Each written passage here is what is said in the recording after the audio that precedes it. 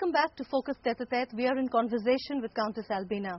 Countess Albina, the Time magazine has described you as an alchemist who converts personal grief and personal wealth into loving care for so many millions of people across the globe. Tell us your story. How you grew up, where you grew up. Well, I grew up in America. I grew up in New York until I was 6.5 years old. And I went for 1 year to Latin America, which was my mother's continent. And then I went back to Europe, discovered Europe.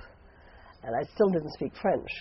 Okay. And then I stayed one and a half years there. And then I went live in Morocco for 4 years. Then I went to a boarding school in England because I'd forgotten all my English. And then I went back to France in another boarding school. And then Where did you start your career as a journalist?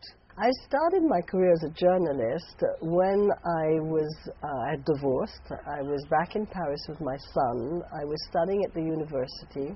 And I started thinking, well, I want to make a living. I want to have a career now. And I'd love to do journalism. And I was trying here and there to be a freelance journalist. I had a great chance because I managed to do a scoop on Che Guevara's capture and his death. So that launched me. And from there I went on to films. Because I wanted to do another thing. You produced 22 films in 17 years. Yes. I started with a documentary, because from journalism I went to a documentary. And then from the documentary I went into fiction films. And then you walked away from all of that? I walked away from all of it. I felt I had come to the end of something. It was a career that I also chose to do when my son was small, because when I was a journalist, I was employed. I had to go wherever I was sent. When I was a film producer, I was in my own enterprise, and I could choose my timetable. And so if my son needed me, I could say, I'm going home. And now he had grown up. And I was thinking seriously of changing my life. I've always been very close to everything that had to do with humanitarian issues, right issues. I worked with Doctors of the World as I could, helping them with fundraising, helping them with political connections. Then I worked as a volunteer after François' death with them for 2 years. And that's how I learned also how to run an NGO organization. Tell us how you dealt with your son's death. How tough was, of course, after his death, you converted that energy into helping people, because he was also someone who... Yes, I wanted to continue his commitment. I was always an advocate, so I sort of coupled those two things into, with the help of the family also, who was so supportive, to create FXB NGO. And, well, you know, I mean, of course it was extremely difficult to deal with that, but I felt that all the love I had for my son, which I couldn't give to him directly, all that love for a child had to be given to children. And I mean, it had to continue. It wasn't going to stop. And so I think that's, in a way, what I did, probably, continuing his commitment of rescuing those children. Chose AIDS because that was the upcoming disaster in the world. And it's true that by helping others and by seeing that others are happy, you do regain your own happiness, because it sort of reflects back on you. When you see a smile on a child's face or a woman's face, or even a man's face, because their life is better, they have come out of suffering and misery, well, you feel happy again also. If someone is happy in the world, it brings more happiness into the world. So I think that's also what it was about. Definitely. Have you ever considered going back to making documentary films to champion the cause of AIDS? No, I would not want to go back to doing films at all. I mean, I had enough of all these... You've done a lot of fiction, but I'm talking about... and complications. Going back to documentaries. No, I've turned that page of my life. Of course it can be very helpful, but I think it's more helpful to help people directly. Of course, with a film, you can change public opinion. I mean, the film... You can create awareness. You can create awareness, I agree, but you're spending a lot of time and you're running after a lot of money, and you're never sure of the result. Whereas when I'm helping directly people with a program, with an FXB village, for instance, I know exactly what I'm doing, who I'm helping, and how many people will be coming out of their misery.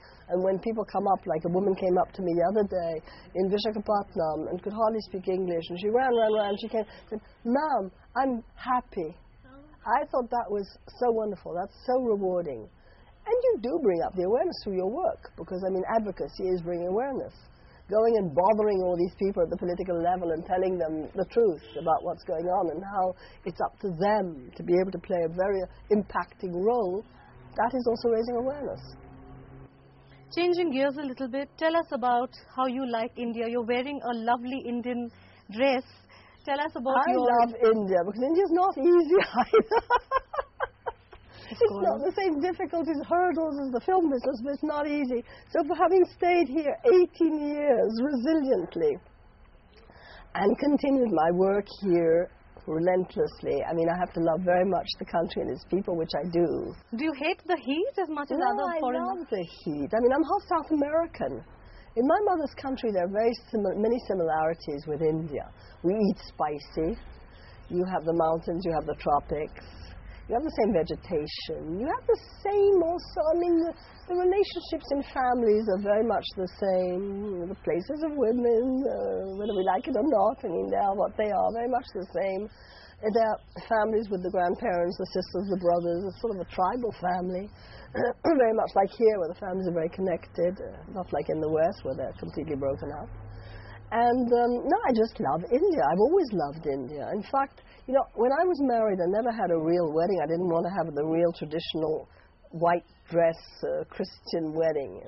I had a little wedding for my first wedding like that. Yes, I had two husbands. They were both European. So I had a civil marriage, and I had a very, very sort of small marriage. But then when I see the Indian weddings, I think, oh my God, I've missed out on something. I would have loved to marry an Indian and have had a beautiful Indian wedding. Monsoon Wedding, lovely film, which I loved. I love the films here. I think it's a wonderful industry. It's great. It's made for India with the music, the colors, the costumes. And I love the dresses. I feel so very comfortable in this. I feel, you know, I must have had many lives here because I feel very comfortable here. Very connected to the Yes, and I'm fighting a lot of hurdles here, and I'm thinking, well, they come from past karmas, the hurdles I'm fighting. What keeps you going, Countess Albina? $1,000,000 question. My love, I don't know, my love of life, I suppose. My love of life, my indignation keeps me going also. You know, trying to change a little something of what's dysfunctional on the planet in many different fields.